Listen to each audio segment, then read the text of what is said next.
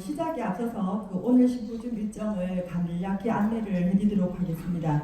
첫 순서로 유럽과 미국에서 오신 두 분의 박사님께서 국외 곤충산업 현황을 발표를 해주시겠습니다. 두 분 발표를 마치신 후에 10분 정도 휴식을 가지고 다음 순서로 국내 연구는 식용, 사료, 애완곤충과 식용곤충의 안전 사육 기준 순으로 주제 발표를 가지도록 하겠습니다. 종합토론을 시간 관계상 별도로 가지지 않을 계획입니다. 주제 발표 후에 질문이 있으신 분은 간단하게 신분을 밝혀주시고 2분 정도 질의를 받는 것으로 하겠습니다. 주제 발표 순서부터는 전남대 교수로 재직하시면서 곤충산업 활성화를 위해서 농진청과 늘 함께 해주시는 한연수 교수님께서 자장을 맡으시도록 하겠습니다. 큰 박수로 맞아주시면 감사하겠습니다. 먼저 첫 번째 연자 소개 올리겠습니다. 이번 조남이 3가지 버전이 있더라고요. 와보니까 그만큼 이제 발음이 어려웠다는 얘기인데, 어디는 키운 팔캄프, 어디는 톤 펠트캄, 최종 확인했습니다. 톤 펠트캄이라고 합니다. 그리고 이번은 굉장히 이제 원래 주특기가 동물 영양학입니다.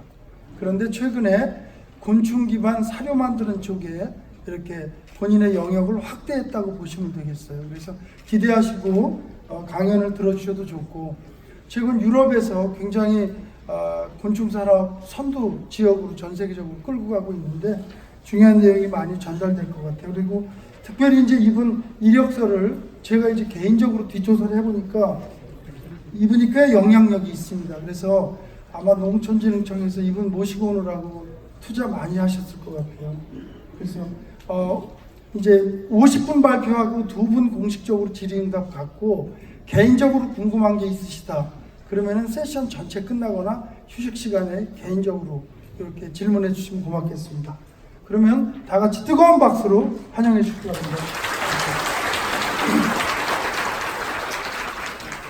Thank you very much, Professor Han, for introducing me, and it's really an honor for me to speak today here in Korea. I think I have a nice presentation for you on behalf of Wageningen University, and so very happy to be here. Today, my presentation will focus. It's entitled "Insects as Food and Feed," but today, most of the presentation will be focused on insects as feed. I am a senior researcher in animal nutrition, and from that perspective on animal nutrition, I started the research on insects as feed about 10 years ago. Next to my job, I am also the president of the study commission Insects of the European Federation of Animal Science.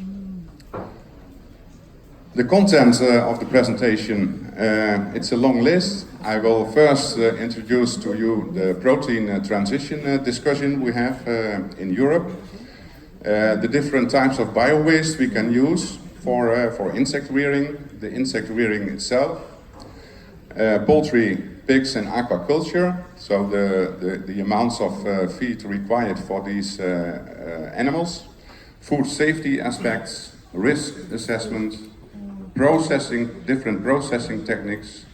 I will also go into the nutritional value, but also functional properties of insects for use in animal feed. Also effects on performance of animals. Economics, very important for the insect business. Economics should be beneficial for a good market. So we have to do some work on that to get a very economic interesting sector. So I will end up also with major challenges to decrease cost price. And the challenges for the feed industry. Resource use efficiency, it's a term we use very frequently currently in Europe. We should be very careful with the resources we use. And we should answer the question how to feed the world in 2050. So the number of people will increase and there should be sufficient nutrition for everyone. Also, the next one, it's also for Europe and I think also for Korea, very interesting. We should reduce the use of antibiotics in livestock production. And we think also insects can play an important role to that aspect. And last but not least, we should work with responsible livestock farming systems. And also the insects are considered as a livestock animal in the Netherlands. Excuse me. Actually, I just heard that one of our VIP just mentioned about that. Right after every slide, I'm supposed to translate what you are just mentioning to Korean. Yes. Okay, so I will give it a try. 지금 금방 말씀하신 게 뭐냐면 제가 이런 상황인지 몰랐습니다. 전체 서머리를 하는 줄 알았는데 첫 번째 얘기한 게 이제 이렇게 되면 아마 이렇게 해서 50분이 채워지는 건지 모르겠지만 그냥 첫 번째 이제 자원 활용 얘기했고 그 다음에 결국은 이제 가축을 대량 생산하는 과정에서 항생제 과다 투여하고 막 하는 거 있지 않습니까? 그러니까 동물의 건강, 동물을 건강하게 키우는 것이 결국 우리에게도 좋은 먹거리를 제공한다. 세 번째는 환경을 고려하고 보호하는 그런 친환경적인 가축 사육 시스템, 이것을 첫 번째 슬라이드에서 언급하셨습니다. 지금 제가 이렇게 하면 probably it will take probably 1.5 hours. So I might have to do every 5 slides instead of 1 slide. Yes, sure. Yeah, will Yeah, you? that's fine. Okay. 그래서 가능하시면 제가 묶어서 3장에서 5장 정도 묶어서 그렇게 해보겠습니다. So the next slide is just to illustrate that the number of tons of compound feed will increase dramatically. It's expected that until 2050 we have to produce 1,500 million tons of compound feed, and currently it's estimated on about 1,000 million tons. So it's a tremendous increase in requirements from the feed industry. Looking at the different regions in the world, we see a remarkable increase in Africa, in Europe and Latin America, and also when we look to Asia Pacific, it's expected, it's not expected, it's realized a growth of 7% in only 5 years in this region. So we need a lot of ingredients for livestock diets. In the Netherlands, we have a restriction, more or less, on the import of protein ingredients from outside the EU into the EU.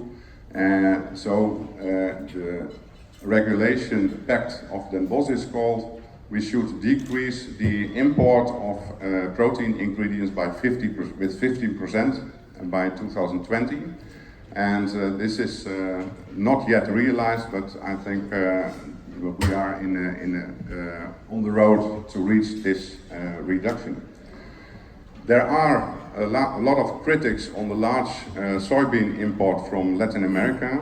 The EU, the European Union, they have the statement that there is too much dependency on Latin America, and also the consequences of deforesting of the tropical rainforest can be reduced if we find solutions for the protein ingredients within Europe.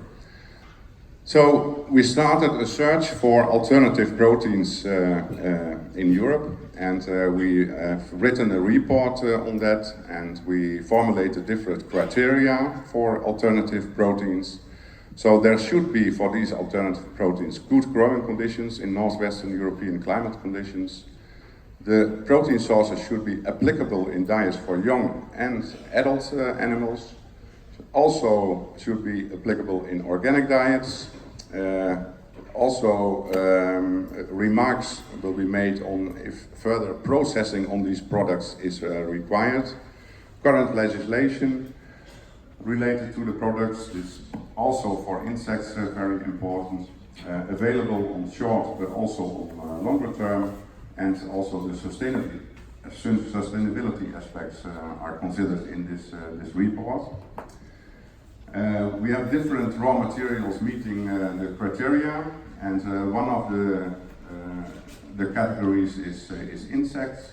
And for the Netherlands, but also mainly in Europe, they are focusing on the black soldier fly, mealworm, and housefly to be used as insects for animal feed. So those 3 insect species are the main species which can be interesting for the animal feed, as far we know at this moment. So can I get it? Yes. Thank you. 그 다음에 말씀해 주신 것이 뭐냐면, 그렇다면 유럽에서 이제 단백질을 수입하는 거를 이제 남미 의존도가 매우 높은데 그거를 50% 2020년까지 50% 수준으로 이렇게 낮추는 것을 이제 바라고 있습니다. 특별히 이제 남미 의존도, 남미에서 대규모로 이제 콩 수입하는 문제, 남미 의존도가 지나치게 높은 것, 이런 것들을 우려하고 있고, 그렇다면 우리가 늘상 들었던 겁니다. 곤충 관련 세미나에서. 그렇다면 대체 단백질이 뭐냐? 그래서 이제 이분들이 정해놓은 규정이 한 7가지가 있어요. 적어도 다음 7가지 그런 기준에 맞는, 부합되는 그런 애들을 기준으로 대체 단백질을 선택하자. 첫 번째가 뭐냐면, 지구상의 그 북쪽의 서쪽이죠. 유럽이. 그런 유럽 기후에 잘 성장하는 그런 애들이면 좋겠다. 그게 곤충이든 뭐든 간에.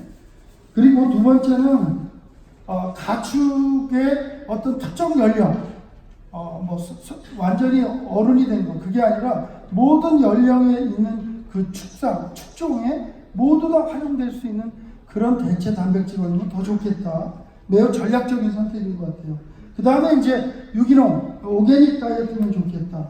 그리고 추가적으로 프로세싱하는 그런 것들을 고려하고, 그 다음에 이제 법적인 문제, 그리고 무엇보다 이러한 좋은 캔디데이트, 후보 자원이 있더라도 얼마나 지속 가능하게 중장기적으로 5년, 10년, 20년 동안 꾸준하게 확보할 수 있는 그런 대체 자원, 그게 뭐냐.